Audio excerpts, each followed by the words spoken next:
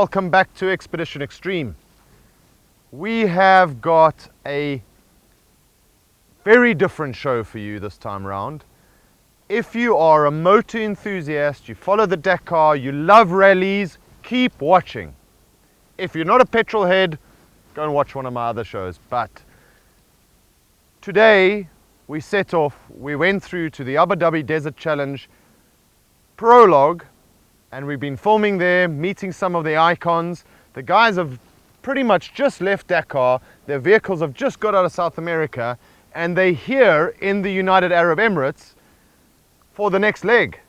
So we're going to spend a couple of days following the Abu Dhabi Desert Challenge.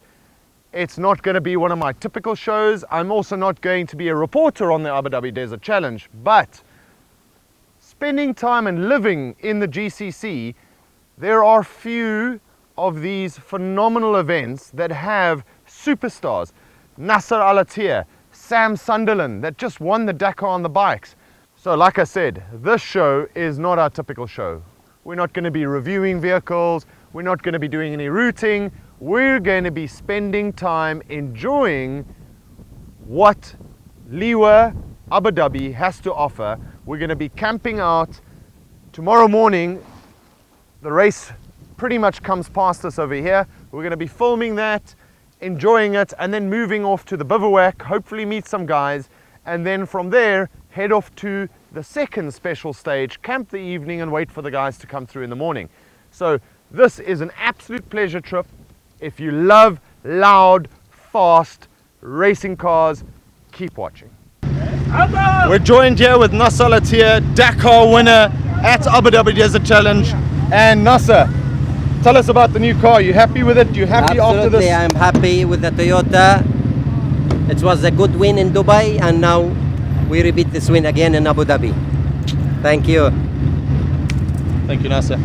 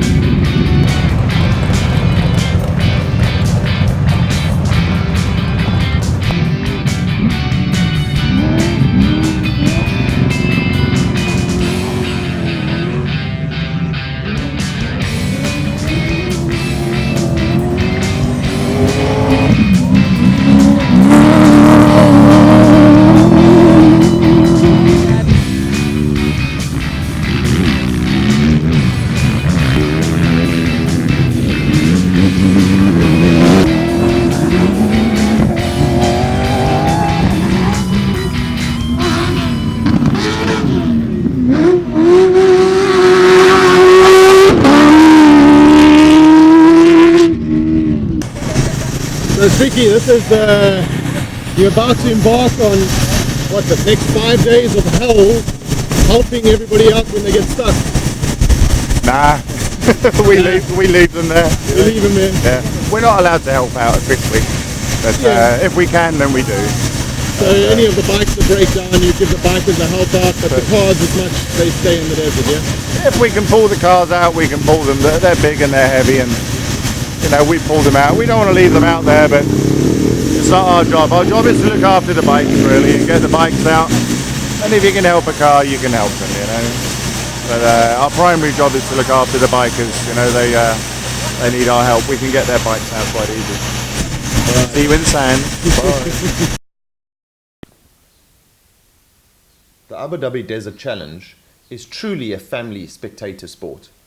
The routes are readily available on their site as well as their Facebook page, and it's really easy to decipher these routes.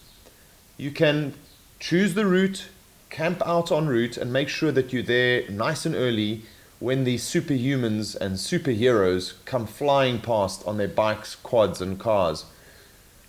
The PC points where they do the refill are typically close to the tarmac, so really easy to go. So for those non-adventurous people that don't really want to go into the deepest, darkest, empty quarter, you can follow the race by following the PC points. So there is no excuse as a spectator, as a motorsport fan, not to be out watching this absolutely phenomenal race.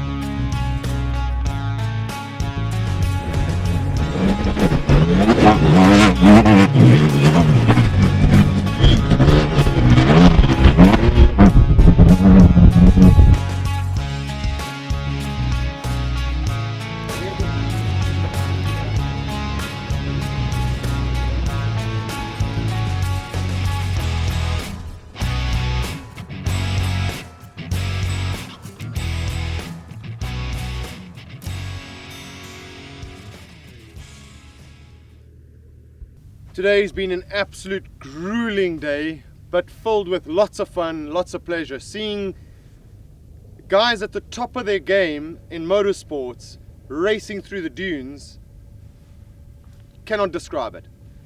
However, the temperatures today for April, absolutely nuts.